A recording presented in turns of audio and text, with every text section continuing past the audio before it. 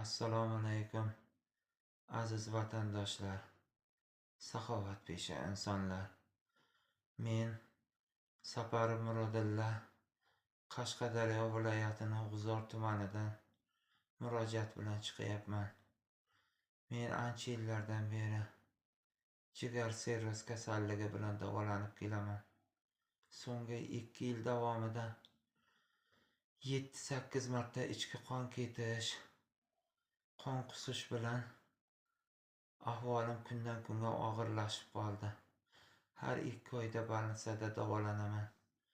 Hozirgi kunga kelib dorilar ham ta'sirini bermay qo'ydi. Doktorlar jigar almashtirish tashxisini qo'yishdi. Jigar almashtirish uchun katta mablag' ketar ekan. Iltimos, aziz vatandoshlar, saxovatpesha insonlar, shu darddan forig' bo'lish uchun, oilam baxtiga avvalgidek sog'lom holatimga qaytishim uchun moddiy tomondan mablag' yig'ilishiga yordam bersalaringiz, saxovatpesha insonlar. Iltimos, Alloh roziligi uchun. Murojaat uchun telefon 95lik 474 81 86.